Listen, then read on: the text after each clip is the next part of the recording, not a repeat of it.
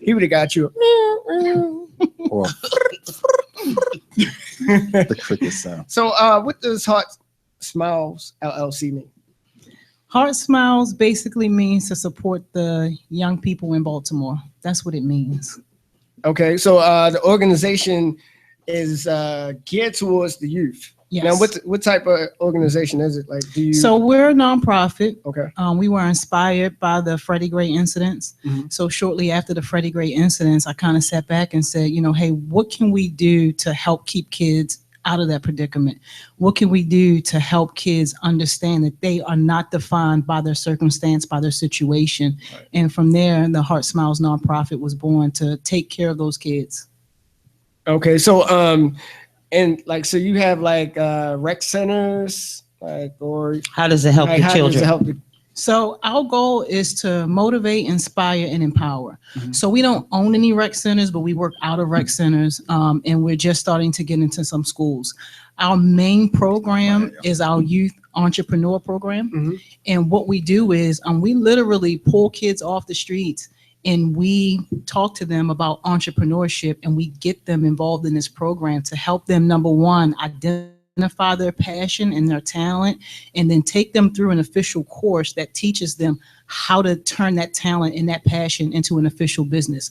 We walk them through everything. They get an official business plan.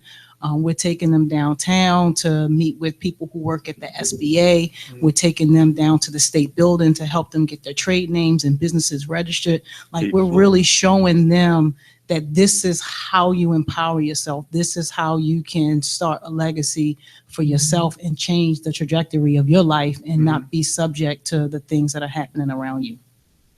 Does all of that fall into like the 4 pillars that you guys use as your structure? What do you mean? I was reading on your website that you guys basically have like a 4-pillar approach of the way that you teach the young people, like 4 different areas that you really concentrate on. Does that fall into that? Yes. If what we are also doing is we're temporarily housing some young folks who. So with that, it kind of falls into a situation where we're helping them with the transition plan for their life, to make it so that when they leave us, they're able to either jump into like a trade school situation. If they want to go to college, we help them with that road. And of course, if they're interested in entrepreneurship or doing something with their talent, then we help them find their way there. But the idea is to make sure that you're not contributing to the homeless population when you're an adult and when it's time for you to stand on your own 2 feet. Where do you get them from? Where do the children come from? All over. I literally sometimes just walk up and down like some of the roughest neighborhoods and just talk to people. I've pulled guys up while they were selling drugs and doing other illegal things and just talking to them like, hey, you already have an entrepreneur mindset. You're already doing what a person who owns a business does. Let us show you how to do that without jeopardizing your freedom, without jeopardizing your life. And sometimes we're lucky enough to pull a couple of them off. Other times, though, it's going to visit high schools. Some of the high schools in the city invite me in. I speak to kids in the classroom, talk to them, and then also just surround some of the neighborhoods or some of the rec centers that we work out of, Cecil Kirk Rec and also James D. Gross Rec in West Baltimore. What's the cutoff age? Like, what's the oldest child? 21 is our cutoff age, but I have had older adults reach out and frankly say, hey, they would like to get some of this assistance, especially with the entrepreneurship, because those principles apply whether you're 12 years old or 42 years old. So with folks who are after the 21 years of age, we absolutely allow them to be a part of some of the sessions and also get them connected with resources geared towards adults. So that way we're not just leaving them out in the cold. So start to finish, how long is the process, or does it ever finish? Well, so start to finish, our program is a 16-week long program for the entrepreneur program. But I have folks who have actually finished the entrepreneur program last year, and we're with them, because let's be honest, Right. you're not going to turn a straight Baltimore City kid into an official entrepreneur a lot of time in just that little bit of time. Sometimes it takes more, but at least what we're able to do is to help them build that mindset, to help them build that confidence. And sometimes that means transitioning into a full-time job and working that full-time job while you're still working on your dream on the side. And I have plenty of kids like that who are actually doing side hustles for them, but also working like a full-time job, but they're still very much connected. They come to the events, they come and talk to other kids who are doing the entrepreneur program, and they do different things to try to help the next person who is them come and get involved in something that's positive, that's going to help you keep yourselves off the streets and out of trouble. So how long? I'm sorry. Go ahead. How long has your program been up and running? Only 18 months. So you might have seen one set of kids come through it, or two? As far as our entrepreneur program, we're working on our 4th class now. That's about to start in 2 weeks, where we're actually doing 2 simultaneously. And this is the first time that we've done it because of the high demand. So we're going to be at Murfreesboro High School, and we're going to be in Woodlawn at the library right next to the high school. So that's once you get them off the street or wherever they're fed to you, are you taking them to those centers to do the actual program? Where do they get the training? Yep. The Woodlawn and the other one? Yes. And then the 2 rec centers Yes. over west? Yes. So what does it feel like, or what do you see when they complete that? Oh man, it's wonderful. I would say the best is after the first couple of days, because sometimes they really don't know what to expect when they get there, especially when we tell them, make sure you bring something to write with. Some of them don't ever write, and they haven't written in, years, some of them. So when you are watching them kind of navigate and feel their way through, and then once they see that this is a non-threatening environment, and then we're talking to you on your level, and we're trying to relate to you on your level, and we're giving you all the tools that you need. This is 100% free program that we offer. We give you all the tools anytime we take you anywhere. We're paying for the transportation. When we're registering your businesses, your trade names, we're paying for all that stuff up front. You need startup materials and things like that. We're raising money, getting donations. We're paying for all this up front to help you get that boost that you need. So it's really a good feeling to see their eyes light up and to see them come alive, to see them get engaged, and then to see them turn around and bring somebody else in. It's been so many times where in the middle of class, I mean, like we get into like the middle couple of weeks, and we get a new person in, like, oh man, such and such told me that I needed to be here and I want to be here. And we're just like, all right, man, you done missed like the first 10 weeks, but you know what? Go ahead and have a seat and, listen to what we're doing and, try to see if you can grasp the concepts. And if not, you know what? You stick around until the next class starts. And that right there is kind of like the best of them realizing that they can do it and that it's really within their reach. I'm sorry. What are some of the talking points that you target being in entrepreneurship? Because there's like, most people have bad credit. Most people don't know how to manage money. So like, what do you tackle in those like talking points to the kids? So I would say the thing that we stress the most, especially the beginning, is building that mindset and understanding whether or not entrepreneurship is for you. And that's really because of the demographic and the age that we deal with. That's very important. Yeah, because a lot of them, when you say entrepreneur and when you say owning my own business, a lot of them think, wow, okay, let me just hop in a store, sell my little product, and then I'm done, and that's it.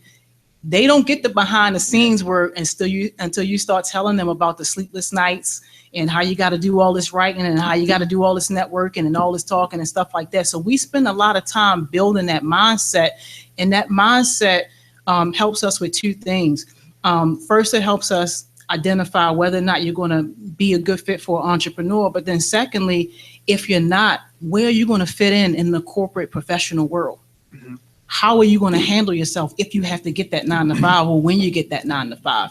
And I've had employers who work with me to help, especially the young brothers, get jobs because they need them. They tell me, I love your kids because they come in and they already acting like managers. They already taking lead. They're already asking what more can I do and how can I help? So the idea is to push them towards entrepreneurship, but also help them find that middle ground as well.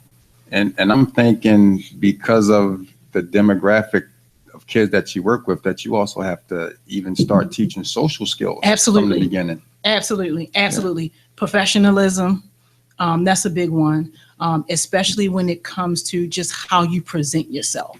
A lot of our kids are just so used to just literally waking out of bed and just hitting the streets that they don't even realize, how they're presenting themselves and how they look. And I'm like, look, being an entrepreneur, yeah, you can dress how you want and do what you want, but understand that first you have to build your brand and people have to respect and trust you. And if you are your brand, you're the first thing that they see. They don't see anything else. Would you buy from that person? Would you do business with that person in the mirror? So it's just kind of helping them see and work through those type of things that, it's not that we're trying to change you, but we need to get you ready for a world that you have yet to be introduced to. What kind of businesses? Do you give them the business, or do they say they create business? They actually create them themselves. And when we first started, that was something I struggled with on how to do that, because I had so many people in my ear telling me, you know what, it's a bad idea to give them free reign on what type of businesses they want to do, because the stuff is going to be outlandish, it's going to be out of control, you're not going to be able to afford it.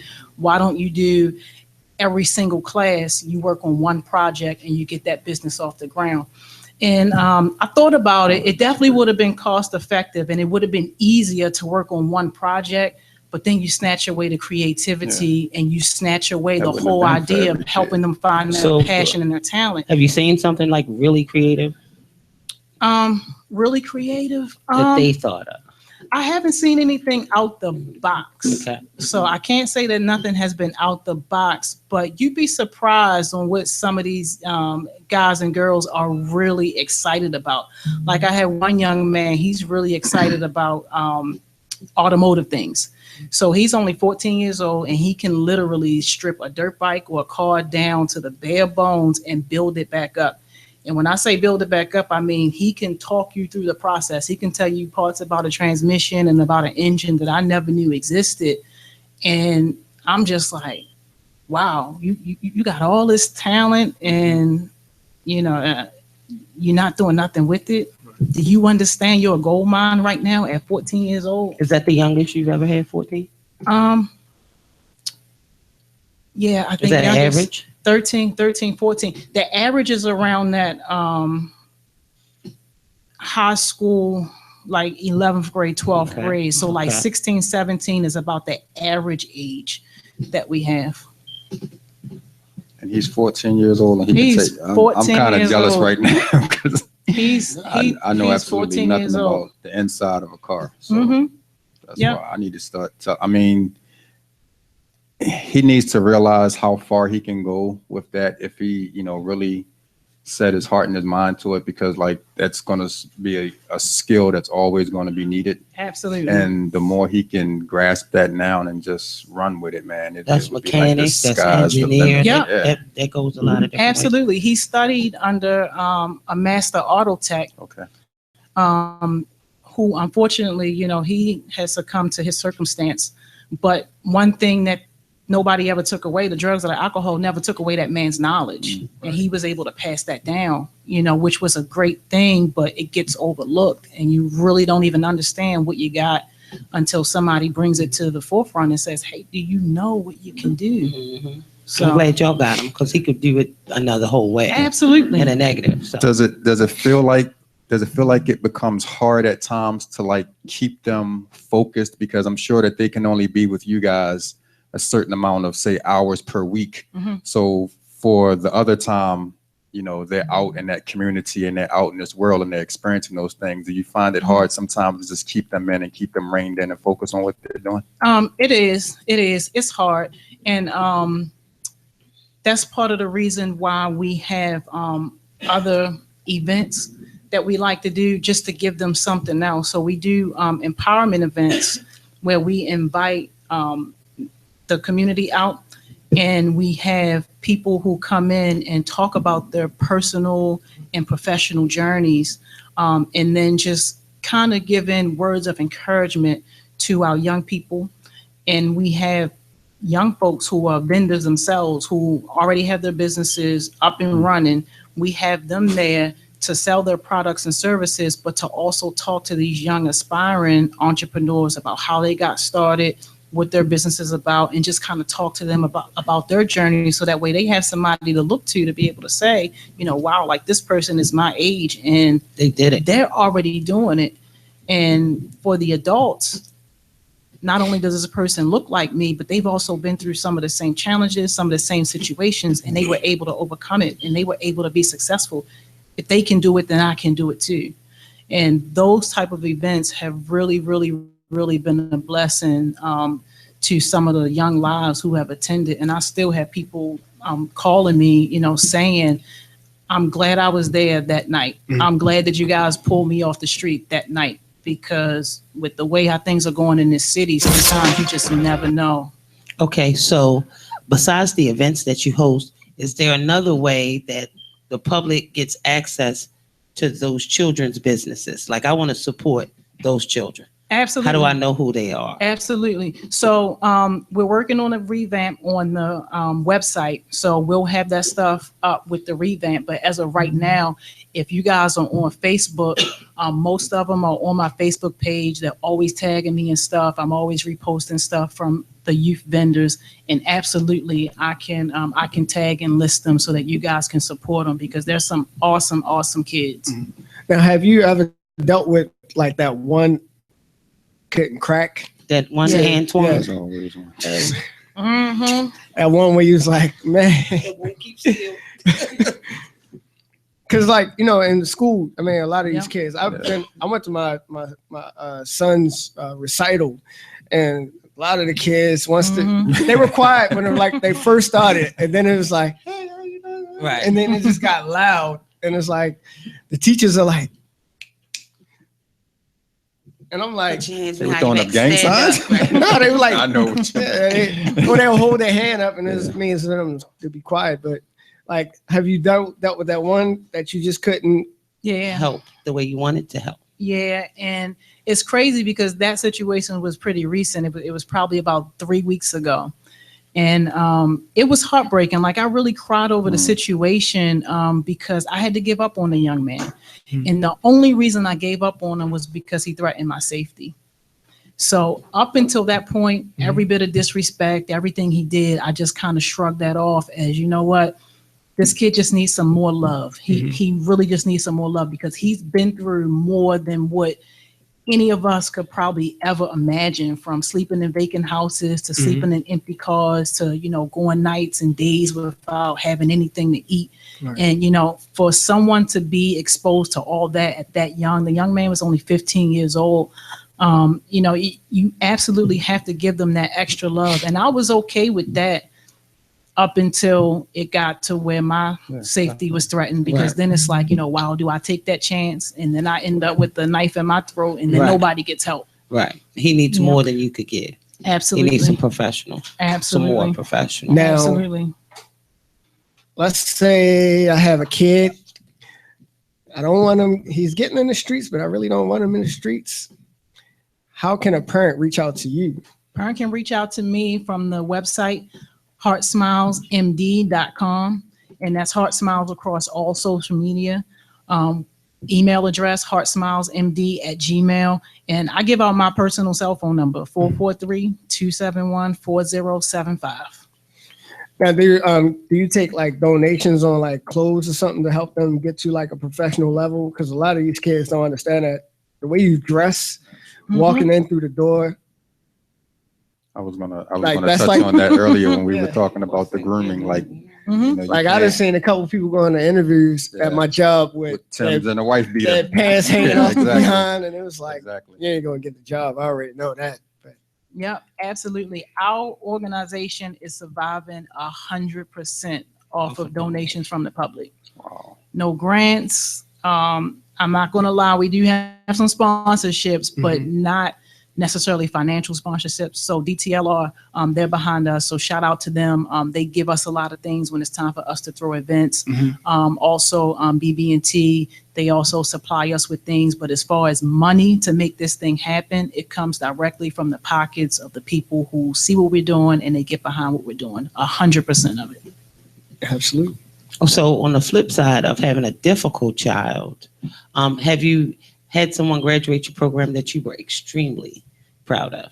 Absolutely. It's been a bunch of them, but probably the one I'm most proud of is this young man named Steven.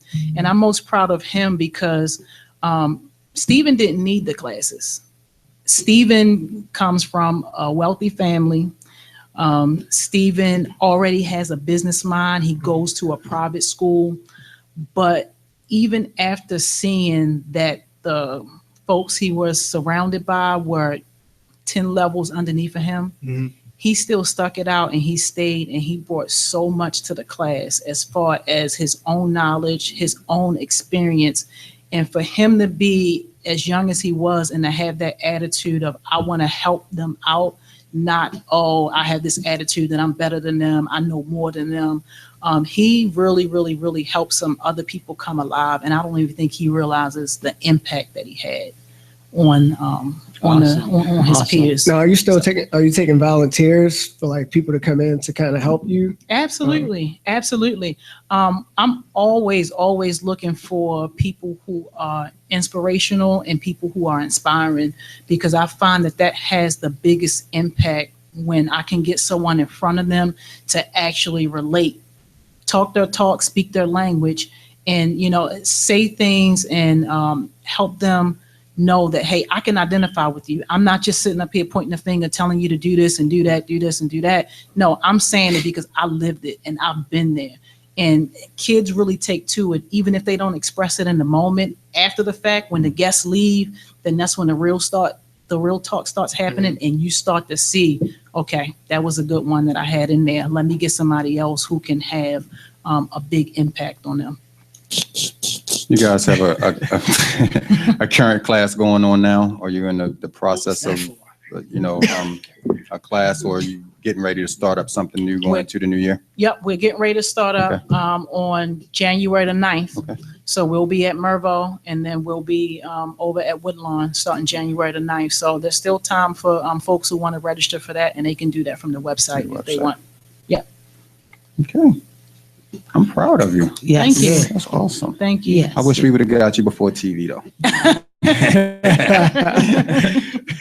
And again, for any parents that may be listening that are interested and want to get their child into something, or if there just might be, we're on Facebook, so Lord knows who might be listening. How can they contact you? Is there any specific information that they have to give you up front? Do you need a background check? Or, you know what I mean? No, you mean for the kids to get registered? Yeah. We do have a simple registration form, and it just basically asks for simple information. And if the participant is under 18 years, then we do a parental consent as well. But other than that, no, we just want to know that you want it and that you're going to be invested. So what's the overall goal? The whole big picture here. The whole big picture is to impact a couple of things. So first, even though I'm not working directly with the homeless like day in and day out, I want to impact that by stopping it. And I think that one of the ways that we can successfully do that is by making sure that our young people, when they get ready to be on their own, that they have enough know-how and enough resources and tools to be out of the homeless predicament altogether. And then number two, break that generational poverty that exists within our community, period. When you look at other cultures and what other folks are doing, those kids never seen the back of a McDonald's restaurant, the back of a Chick-fil-A restaurant, because they're working in mom and dad's business, whatever family business it is. And then when they get of age, they're not going to work for somebody else. They're going to work for themselves, and they're passing that business down from generation to generation to generation. And I've never seen that done on Park Heights. And I want to see that done in Park Heights. I want to see that done in EV. I want to see that done in the poorest communities in Baltimore until it becomes the norm for us. I want that to be the norm for us. And I want our kids to know that it's going to start with them. It's going to start with them. Now, one of the things when I kind of asked people what was their objection to supporting Black-owned businesses, a lot of them said like the service, like the customer service issue. So how do you prepare a child to look at that differently and tackle it? So we have professionalism incorporated into what we're teaching them. Like I said a little earlier, when we're getting kids from some of the environments that we're getting them in, it's a lot of rough edges that you have to try to smooth out. A lot of it isn't perfect, but it's going to be on some of the adults. And I say this a lot at my events when I'm talking to my adults. Like, I don't necessarily approve of some of the language sometimes, the way that they present themselves. Of course, it's not 100% perfect, but we just have to have eyes that can look past some of that stuff sometimes and see what's behind that, and at least give the person a chance and offer some advice, offer something that's going to help make them better, rather than just judge and say, oh, they had a nasty attitude, or oh, his pants were down and he didn't look right. Talk to the person first, because a lot of times it may just be that they're not capable yet of projecting that professional, crisp image that we need them to, because they just haven't had the training or the experience. As well as adults that do know I was better. going to say, Absolutely. I think adults forget sometimes that they were young, and there were a lot of things that we did that the adults then didn't approve of, and we had to mature and grow into that person. Absolutely. And think about how we would have felt if we were automatically judged because we had our hat on backwards, or because we were wearing boots instead of shoes and stuff like that.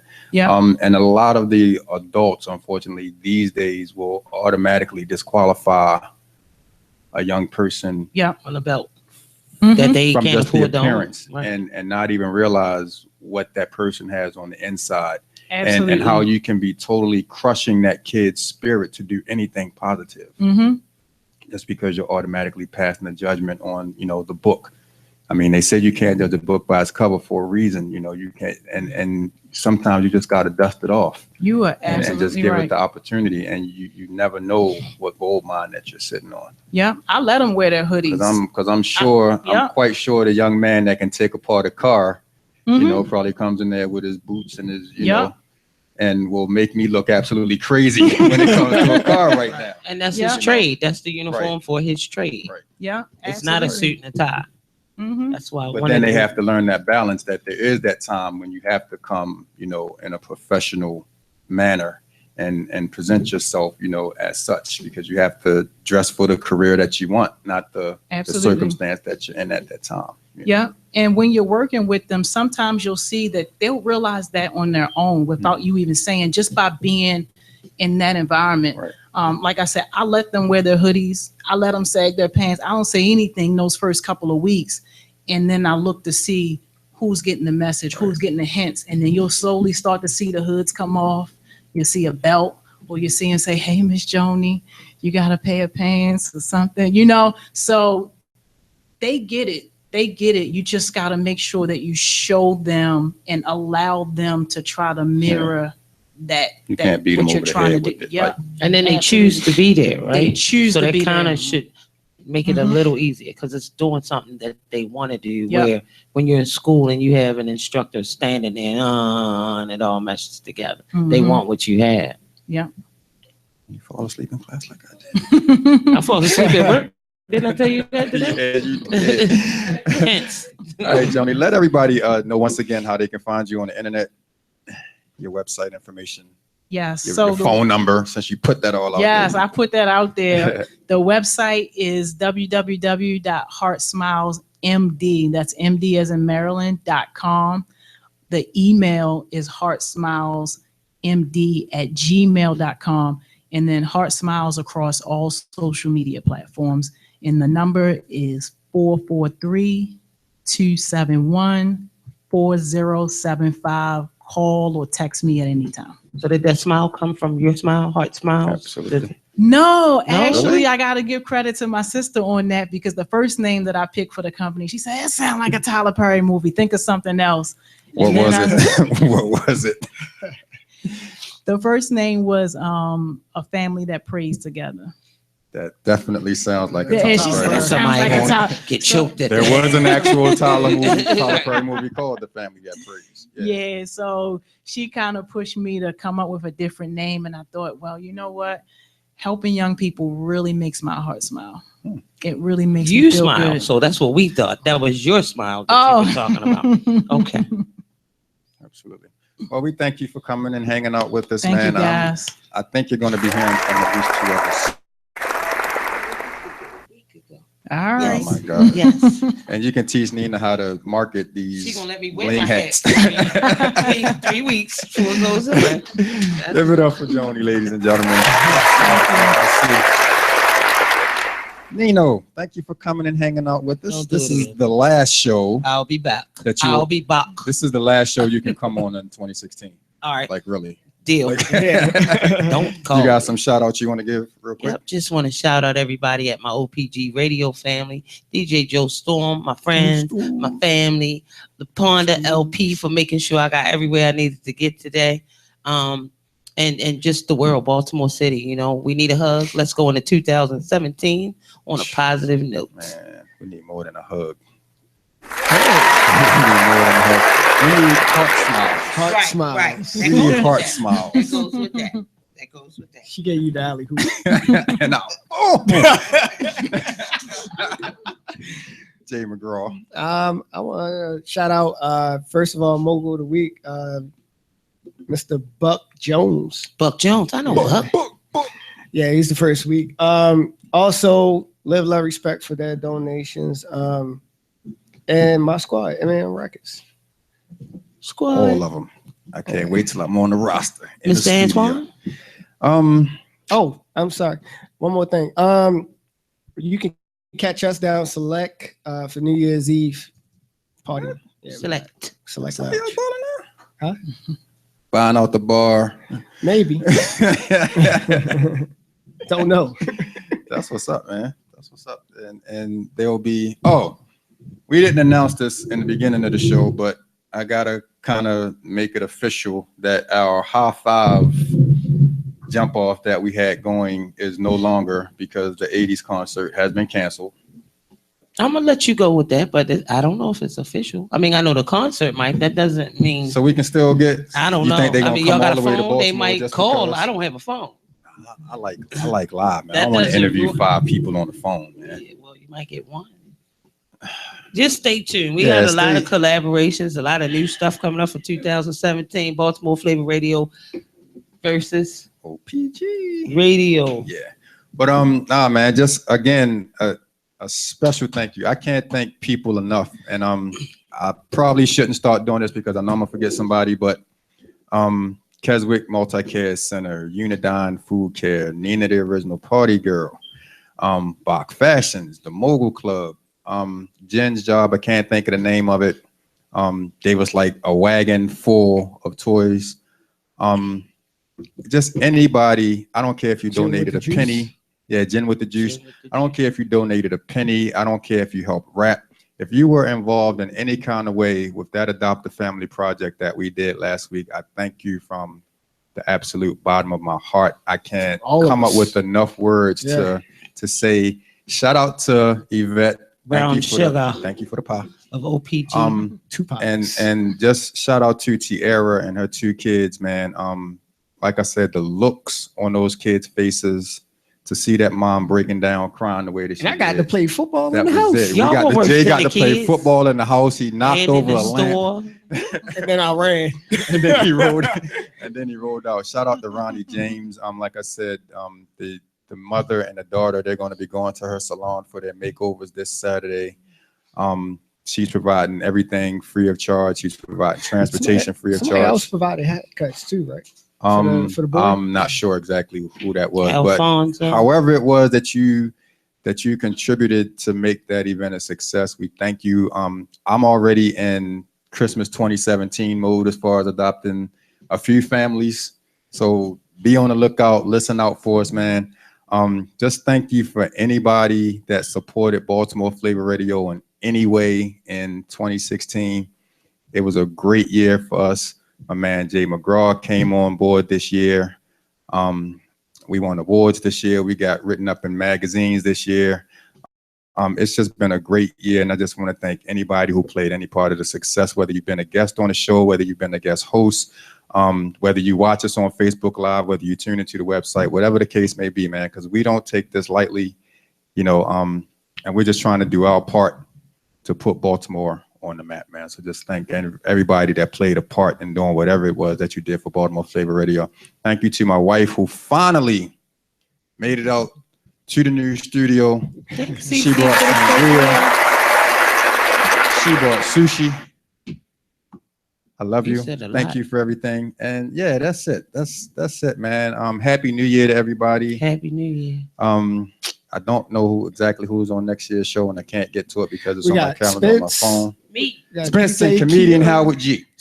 Spence and comedian Howard G. Mr. Kiss My Bumper himself will be in the building next week. This is Baltimore Flava Radio. Diamond K, thank you for holding us down. Happy New Year to you, bro.